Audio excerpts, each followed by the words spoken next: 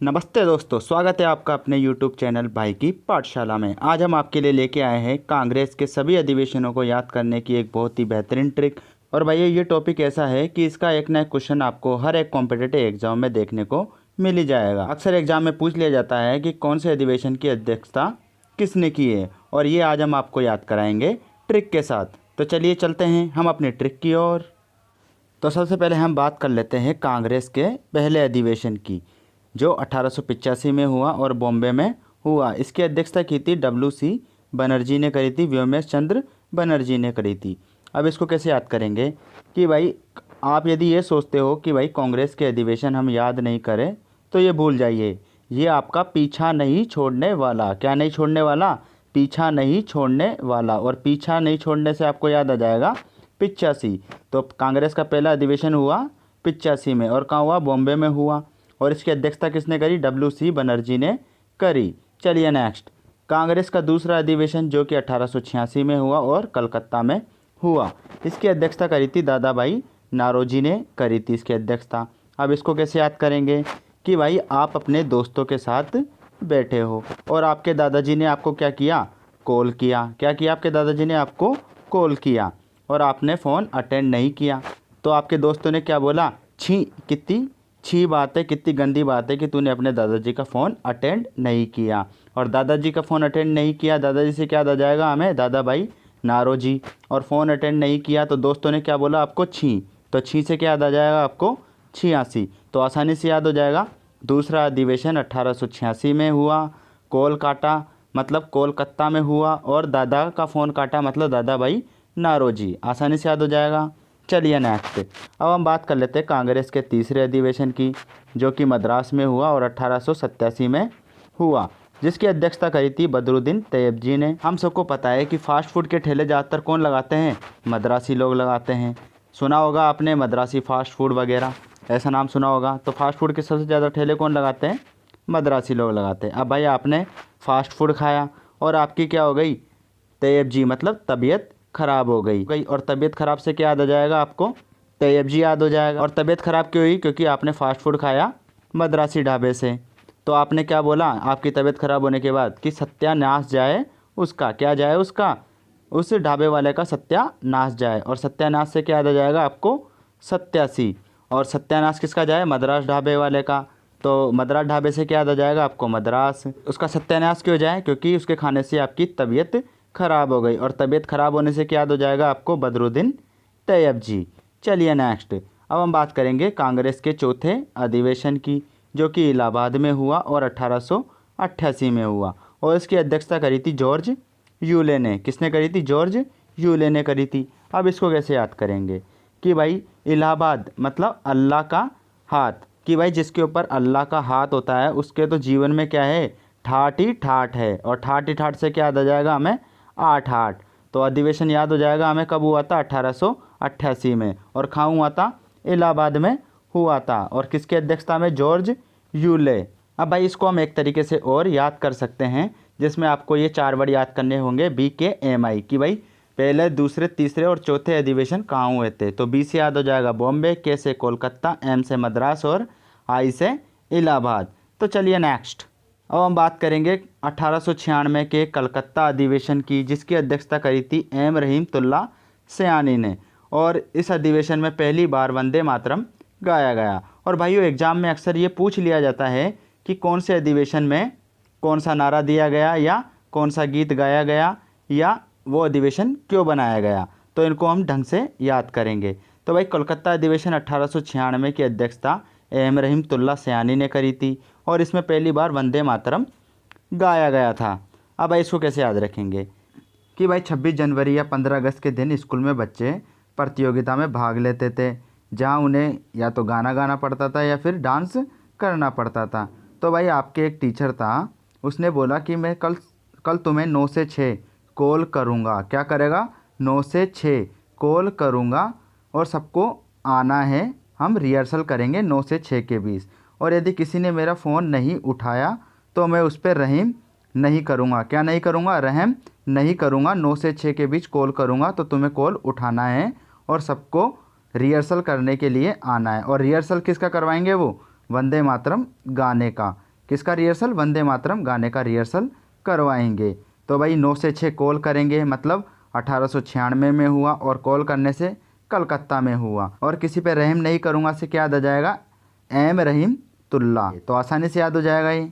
चलिए नेक्स्ट, 1905 का बनारस अधिवेशन, जिसकी अध्यक्षता गोपाल कृष्ण गोखले ने करी, और इस अधिवेशन में पहली बार स्वदेशी शब्द का उपयोग किया गया।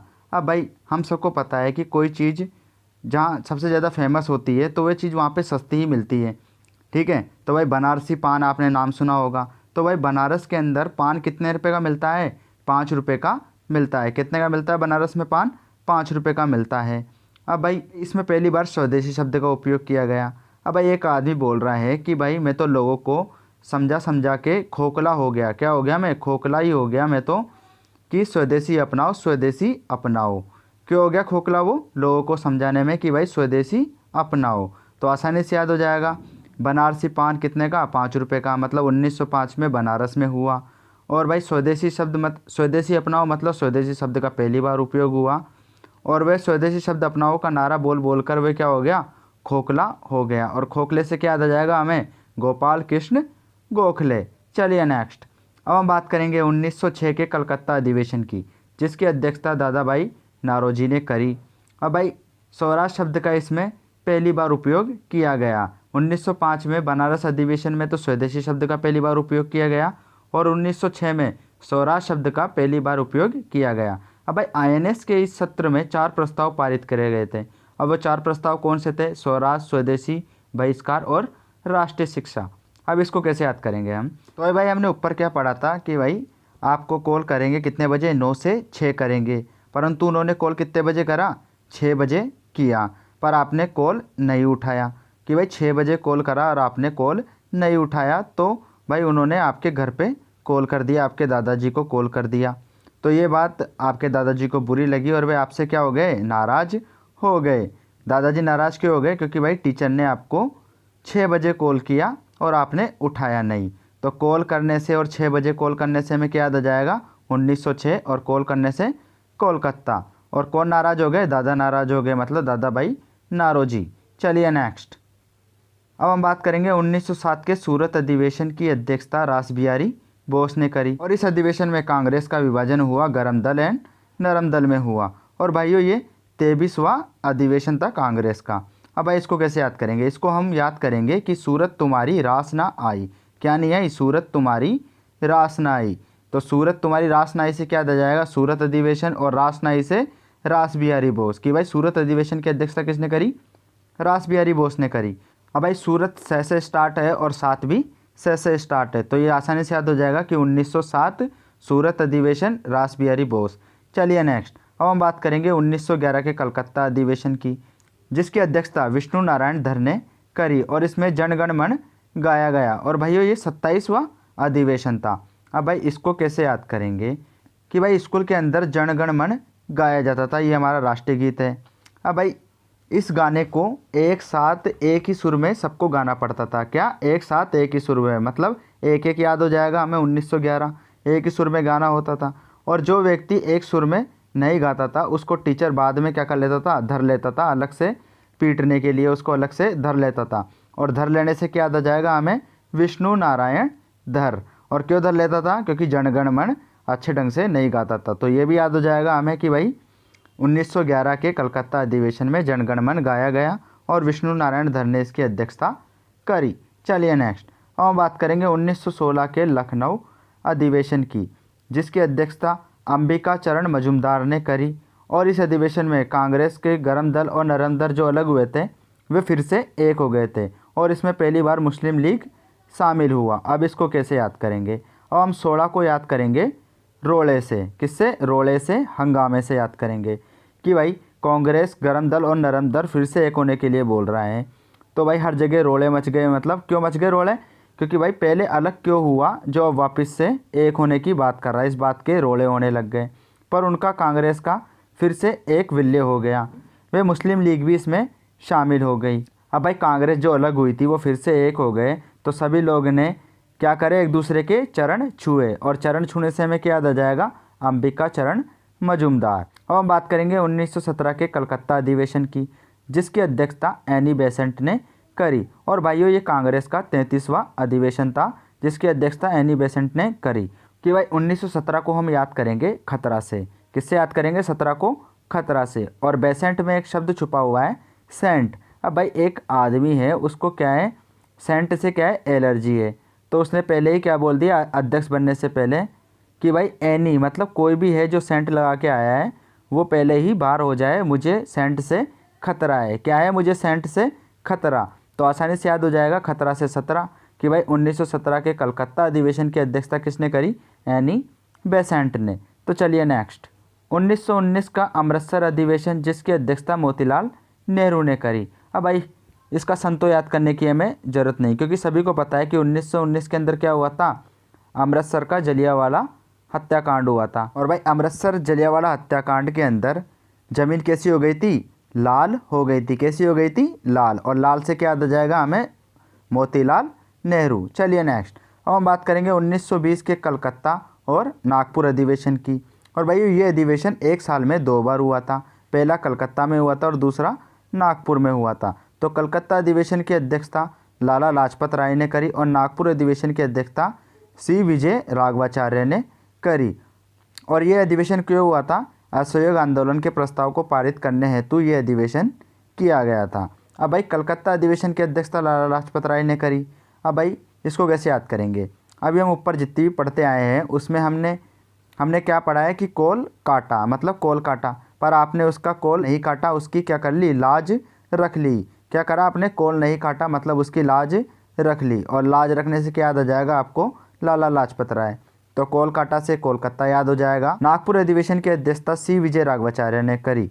अब भाई नागपुर में शब्द छुपा हुआ है नाग, कि भाई इसकी अध्यक्षता उस व्यक्ति ने करी जो नागों पर भी विजय कर लेता है। क्या कर लेता है? नागों पर भी विजय कर लेता है। और विजय से क्या याद आ जाएगा हमें? सी विजय राघवाचार्य। नेक्स्ट, अब हम बात करेंगे 1923 के दिल्ली अधिवेशन जिसकी अध्यक्षता मौलाना अबुल कलाम ने करी और ये सबसे युवा अध्यक्ष थे। अब भाई मौलाना अबुल कलाम को हम याद करेंगे मौलाना अब्दुल कलाम आज़ाद से। और हम सबको पता है कि भाई मौलाना अब्दुल कलाम आज़ाद का नेचर कैसा था, वे कितने शानदार राष्ट्रपति रहे हैं। यदि उन्हें कोई 2 काम बोलता था तो वे 3 काम करते थे। यदि कोई उन्हें 2 काम बोलता था तो वे 3 काम करते थे। और मौलाना अब्दुल कलाम आज़ाद की यही आदत सबको क्या लगती थी? अच्छी लगती थी। और मौलाना अब्दुल कलाम आज़ाद आज भी क्या है? सबके दिलों में हैं। क्या है? सबके दिलों में हैं। और दिलों में से क्या याद आ जाएगा हमें? दिल्ली। और कोई दोस्त 2 काम बताता तो वे 3 करते थे, मतलब 2 बताता तो 3 करते थे, मतलब 1923 याद हो जाएगा।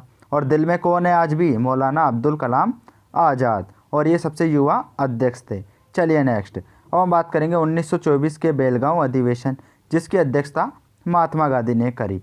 और भाई ये बहुत ही मोस्ट इम्पोर्टेंट अधिवेशन है क्योंकि अक्सर एग्जाम में पूछ लिया जाता है कि भाई कौन से अधिवेशन की अध्यक्षता महात्मा गांधी ने करी। और भाई ये एकमात्र अधिवेशन है जिसकी अध्यक्षता महात्मा गांधी ने करी, बाकी किसी भी अधिवेशन की अध्यक्षता महात्मा गांधी ने नहीं करी। तो कौन सा अधिवेशन है? वो बेलगांव अधिवेशन में। पर भाई महात्मा गांधी ने इस एक ही अधिवेशन की अध्यक्षता करी और इसमें ये पूरे 24 घंटे काम करते थे। क्या करते थे? 24 के 24 घंटे काम करते थे। तो 24 घंटे से क्या याद आ जाएगा हमें? 1924 में बेलगांव अधिवेशन हुआ और महात्मा गांधी ने इसकी अध्यक्षता करी। नेक्स्ट, अब बात करेंगे 1925 के कानपुर अधिवेशन की जिसकी अध्यक्षता करी सरोजनी नायडू ने और ये पहली भारतीय महिला अध्यक्ष थी और ये कांग्रेस का 41वां अधिवेशन था। अब भाई इसको कैसे याद करेंगे कि भाई सरोजनी में शब्द छुपा हुआ है रोज और नायडू में शब्द छुपा हुआ है न्याय, कि भाई सरोजनी नायडू रोज न्याय करती थी और जो व्यक्ति गलत साबित हो जाता था वे उसके 2-5 तो कान पे टिका देती थी। क्या करती थी? वो रोज न्याय करती थी और जो व्यक्ति गलत साबित हो जाता था उसके 2-5 तो कान पर टिका देती थी। और 2-5 से याद आ जाएगा हमें 25, मतलब 1925 में। और कान पे टिका देती से क्या याद आ जाएगा हमें? कानपुर। और रोज न्याय से क्या याद आ जाएगा हमें? सरोजनी नायडू। चलिए नेक्स्ट, अब हम बात करेंगे 1928 के कलकत्ता अधिवेशन की जिसकी अध्यक्षता मोतीलाल नेहरू ने करी और ये कांग्रेस का 44वां अधिवेशन था। कि भाई आपने क्या कहा कि भाई कल मेरे लिए 2 मोती लेके आना। कितने मोती लेके आना? 2 मोती लेके आना और ठाठ से लेकर आना। कैसे लेकर आना? 2 मोती लाना और बिल्कुल ठाठ बाट से लेकर आना। और मोती भी कौन से? लाल मोती लेके आना। और लाल मोती से क्या याद आ जाएगा हमें, मोतीलाल नेहरू। और कितने मोती मंगाए, 2 मंगाए। और लेकर कैसे आना है, बिल्कुल ठाट बाट से। तो ठाट से क्या याद आ जाएगा हमें, 8। मतलब 1928 में कलकत्ता अधिवेशन की अध्यक्षता मोतीलाल नेहरू ने करी। नेक्स्ट 1929 का लाहौर अधिवेशन, जिसकी अध्यक्षता पंडित जवाहरलाल नेहरू ने करी। और भाइयों ये कांग्रेस का 45वां अधिवेशन था, जिसमें पूर्ण स्वराज की मांग रखी गई। और अक्सर एग्जाम में पूछ लिया जाता है कि भाई पूर्ण स्वराज्य की मांग कौन सी नदी के तट पर रखी गई। तो कौन सी नदी के तट पर, रावी नदी के तट पर पूर्ण स्वराज्य की मांग रखी गई। अब भाई इसमें पूर्ण स्वराज्य की मांग रखी गई। अब इसको कैसे याद रखेंगे कि भाई लाहौर भी हमारा है और पाकिस्तान भी हमारा है, दोनों हमारे हैं। क्या है, दोनों हमारे हैं। कौन कौन, लाहौर भी हमारा है और पाकिस्तान भी हमारा है, दोनों हमारा है। ये दोनों ही हमारे लिए कैसे हैं, हीरे जवाहरात जैसे है। कैसे है ये, हीरे जवाहरात जैसे हैं। और हीरे जवाहरात से क्या याद आ जाएगा आपको, जवाहरलाल नेहरू। और दोनों से क्या याद आ जाएगा, दोनों मतलब 29। और दोनों कौन से, लाहौर। तो लाहौर और पाकिस्तान, मतलब लाहौर अधिवेशन की अध्यक्षता जवाहरलाल नेहरू ने करी। नेक्स्ट 1931 का कराची अधिवेशन, जिसकी अध्यक्षता सरदार वल्लभ भाई पटेल ने करी। और इसमें मौलिक अधिकारों की मांग रखी गई। और ये कांग्रेस का 46वां अधिवेशन था। अब इसको कैसे याद करेंगे, कराची में शब्द छुपा हुआ है राचने से। अब हम सबको पता है कि मेहंदी लगाते हैं तो रचती है वो। तो इसको कैसे याद करेंगे कि भाई आप कोई मेहंदी लेने गए तो आपके साथ कोई था, तो उसने बोला कि ये वाली मत ले, ये वाली ले, ये मेहंदी ज़्यादा रचती है। पर आपने उसको लगाया और आपकी मेहंदी रची नहीं।